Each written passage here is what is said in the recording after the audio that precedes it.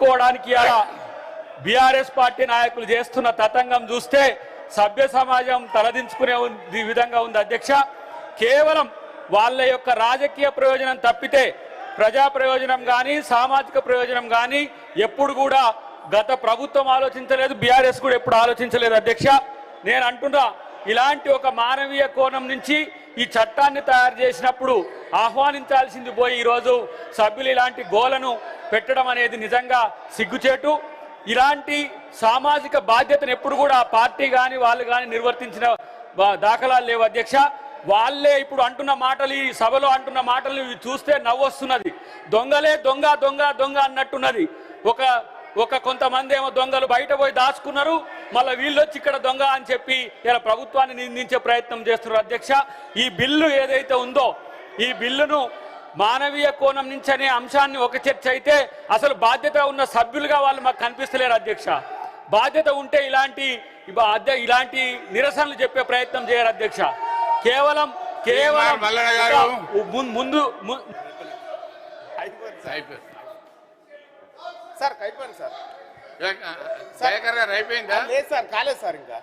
ముందు pre planned గా వాళ్ళు గొడవ చేయాలనే ఉద్దేశంతో వచ్చింది తప్పితే మన సభలో జరిగే అంశాల పట్ల వాళ్ళు కనీస బాధ్యత కూడా ఉండే పరిస్థితి లేదు అధ్యక్ష. ఈ రోజు బీఆర్ఎస్ పార్టీ నాయకులు చేస్తున్న అంశాన్ని 2 తెలుగు రాష్ట్రాలు కూడా చూస్తున్నాయి. ఏ రాష్ట్రంలోనే ఒక చట్టాన్ని ఇలా బాధ్యతగా ఇలా ముఖ్యమంత్రి గారు కేబినెట్ తీసుకొస్తే దాన్ని ఏమంటాము నిర్లక్ష్యం చేయడమే కాకుండా తల్లిదండ్రుల పట్ల వాళ్లకు ఎలాంటి ప్రేమ లేదని నిరూపించిన ఈ చరిత్ర మనకు కనబడుతుంది అధ్యక్ష. ఒకవేళ వాళ్ళు నిరసన చెప్పాలనుకుంటే ఈ బిల్ పాస్ అయిన తర్వాత వాళ్ళు నిరసన చెప్పుకునే అవకాశం ఉంది అధ్యక్ష. కానీ ఈ రోజు వాళ్ళు సస్పెండ్ కావడానికో సభలో వచ్చి ఇష్టం వచ్చినట్టుగా ప్రవర్తించడానికో చేస్తున్న దాన్ని నిజంగా మేమందరం కూడా సభ్యులమందరం కూడా తీవ్రంగా వ్యతిరేకిస్తున్నాం. ఒకవేళ కనుక వాళ్ళు గొడవ చేసే పరిస్థితి ఉంటే వాళ్ళను మీరు సస్పెండ్ చేయడానికి కూడా వెనకడగద్దని చెప్పి నేను తెలియజేస్తున్నా అధ్యక్ష. కేవలం ఒక ఇల్లు ఇంటెన్షన్ తోనే ఈ సభలో ఇలాంటి చర్చను జరగకుండా ఉంచడానికే, ప్రభుత్వానికి వచ్చే మంచి పేరును రాకుండా చేయడానికే ఈ సభ్యులు ఇలాంటి ప్రయత్నం చేస్తున్నారని నాకు అనిపిస్తుంది అధ్యక్ష. ఈ రోజు వాళ్ళు అనుకున్న ఏ కుట్రలు చేయాలనుకున్నా సరే ఈ బిల్లులు పాస్ అవడమే కాదు, అసలు వాళ్ళు ఈ రాష్ట్రంలో వాళ్ళ పార్టీ యొక్క తీరు చూస్తే ఏ రకంగా ఉందో మీరు చూడండి. వీళ్ళను ఉన్మాదంగా చూడాలన్నా లేకపోతే ఒక్కొక్క అభ్యర్థి ఒక్కొక్క తీరుగా ఉన్న పరిస్థితి ఉన్నది కాబట్టి వాళ్ళని సపోర్ట్ చేసే విధంగా వీళ్ళు ఇలా ప్రవర్తిస్తున్నారు. ఈరోజు ఒక మంత్రి ఇక్కడ లక్ష్మణ్ గారు చదువుతుంటే ఆయన అడ్డుకునే ప్రయత్నం చేస్తున్నారు అధ్యక్ష. ఇది రాజ్యాంగ విరుద్ధం అధ్యక్ష.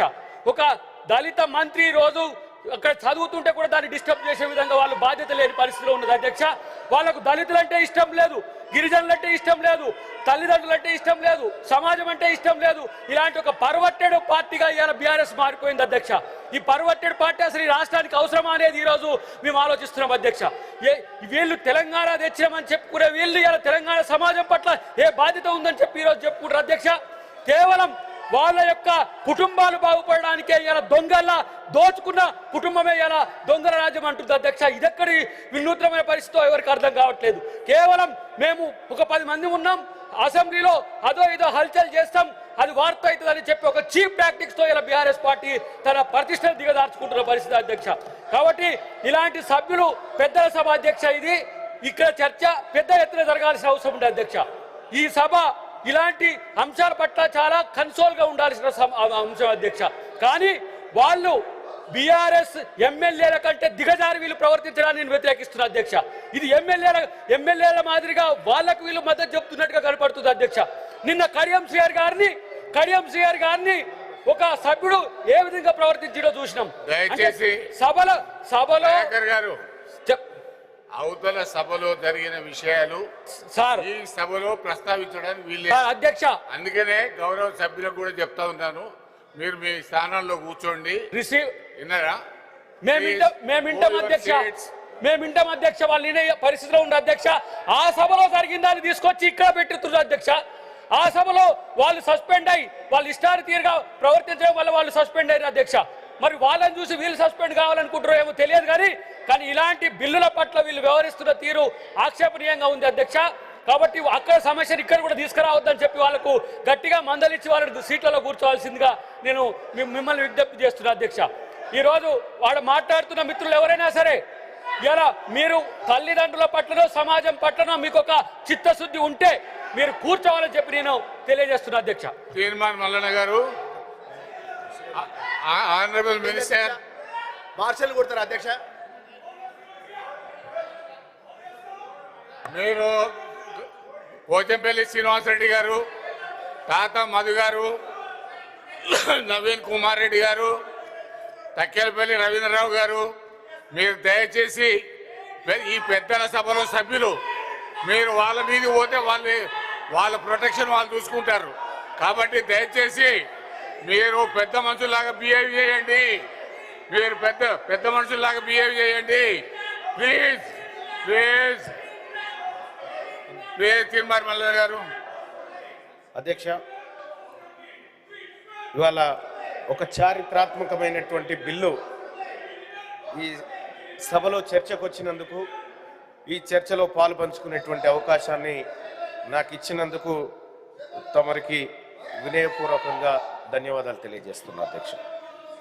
అధ్యక్ష, మీరు అరిస్తే నాకు వద్దుపోతున్నాయా ఈడ?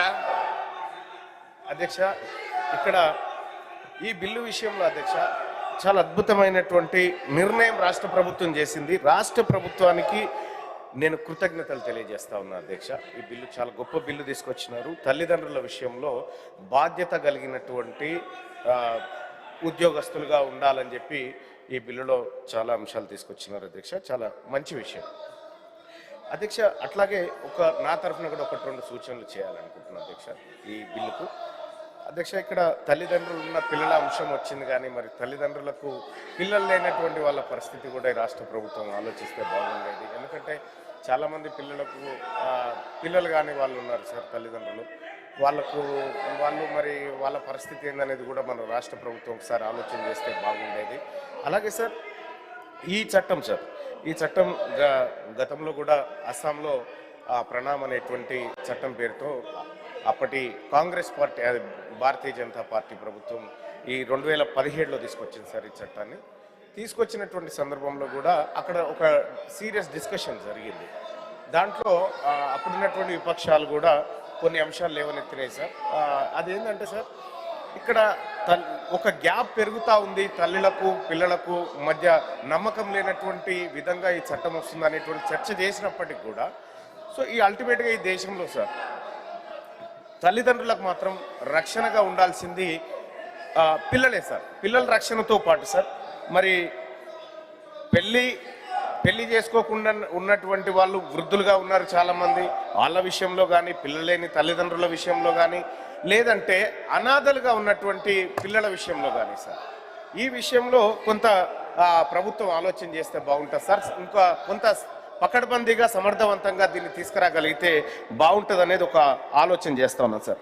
ఇది ఒక ఇండియాలోనే కాదు సార్. చాలామంది అనుకుంటున్నారు ఇండియాలోనే మాత్రం ఇటువంటి చట్టం కాదు సార్. చాలా దేశాల్లో ఈ చట్టం ఉంది సార్. చాలా అమెరికా లాంటి దేశాల్లో చట్టాలు ఉన్నాయి. ఆ తర్వాత ఇంకా ఒకసారి చూసుకుంటే సార్ చైనా, సింగపూర్, తర్వాత జర్మనీ, ఫ్రాన్స్, ఇట్లా చాలా దేశాల్లో ఈ తల్లిదండ్రులను పోషించేటువంటి అంశంలో అక్కడి ప్రభుత్వాలు చట్టాలు చేసినటువంటి అంశాలు ఉన్నాయి సార్. అయితే సార్ మిగతా వాటిని కూడా కొన్నిసార్లు నేను పరిశీలించడం జరిగింది సార్. కొన్ని పరిశీలించినప్పుడు మనది కొంత మెరుగ్గానే అనిపిస్తుంది, కానీ ఇంకా పూర్తి స్థాయిలో సవరణలు జరగాల్సినటువంటి అవసరం ఆలోచన. అయితే ఇక్కడ ఎమ్మెల్యేలు, ఎమ్మెల్సీలకు సంబంధించినటువంటి వాళ్ళకు కూడా ఈ చట్టం వర్తించాలని చెప్తా ఉన్నారు సార్. ఇది మంచి పరిణామం సార్, మంచి నిర్ణయం. ఈ బిల్లు ఏదైతే ఉందో సార్, ఈ బిల్లులో చిన్న సూచనలు తప్ప వ్యతిరేకించడానికి ఇంకొక అంశం ఏమీ లేదు సార్. ఈ బిల్లుకు సంపూర్ణమైనటువంటి మద్దతు తెలియజేస్తూ ఈ బిల్లును ప్రవేశపెట్టినటువంటి గౌరవ మంత్రివర్యులు అడ్లూరి లక్ష్మణ్ గారికి, ఈ రాష్ట్ర ప్రభుత్వానికి నా తరఫున ప్రత్యేక కృతజ్ఞతలు తెలియజేస్తా ఉన్నా సార్. చాలా గొప్ప bill sir. I'm appreciating this bill. Thank you sir. Malka Kumaraiah గారు.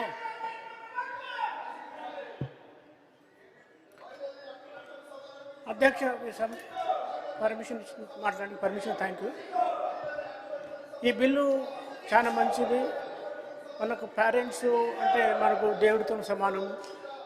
అయితే ఈ ప్రస్తుత పరిస్థితుల్లో కొంతమంది స్టూడెంట్స్, ఎంప్లాయీస్ కానీ, ప్రైవేట్ సెక్టర్ ఎంప్లాయీస్ కానీ అందరికీ కూడా ఈ బిల్లు వర్తింపజేయాలి. తర్వాత ఈ బిల్లును చాలా ఎఫెక్టివ్గా ఇంప్లిమెంట్ చేయాలి. తర్వాత ఇంకేమన్నా మంచి వేరే కంట్రీస్లో కానీ మన వేరే స్టేట్లలో ఇంకా మంచి పాలసీస్ కానీ అదేదన్నా దీన్ని ఇంప్లిమెంట్ చేయాలి. దీన్ని ఒక హ్యూమానిటేరియన్ గ్రౌండ్లో కన్సిడర్ చేసి పేరెంట్స్కు పిల్లలందరూ కొడుకులు కానీ డాటర్స్ కానీ అందరూ కూడా వాళ్ళకు సపోర్ట్ చేయాలని, తర్వాత గవర్నమెంటే కాకుండా ప్రైవేట్ ఇన్స్టిట్యూషన్స్లో కానీ ప్రైవేట్ కంపెనీస్లో కానీ పనిచేసే వాళ్ళందరికీ కూడా ఇది ఎఫెక్టివ్గా ఇంప్లిమెంట్ చేయాలనుకుంటా. నేను మా పార్టీ తరఫున ఈ గవర్నమెంట్ను ఈ బిల్లు పాస్ పెట్టినందుకు ధన్యవాదాలు చెప్తున్నాను. శ్రీపాల్ రెడ్డి గారు. ధన్యవాదాలు అధ్యక్ష. మరి ఏదైతే ఈరోజు ప్రవేశపెట్టిన బిల్లు నెంబర్ 15/2026 మరి తల్లిదండ్రులను, ఎందుకంటే అధ్యక్ష ఇవాళ భారతదేశం మరి సంస్కృతి వారసత్వం ప్రపంచానికి ఆదర్శంగా నిలిచే మరి వారసత్వం అధ్యక్ష. కాబట్టి ఇవాళ మన భారతదేశ గొప్పదనం చాటడానికి ఉమ్మడి కుటుంబాలు అనేది మరి ఒక గొప్ప నిదర్శనం అధ్యక్ష. మరి ఈ సందర్భంగా మరి ఒక ఉదాహరణ, మరి వాళ్ళ రేమండ్స్ కంపెనీ స్థాపించిన విజయ్ పత్ సింఘాని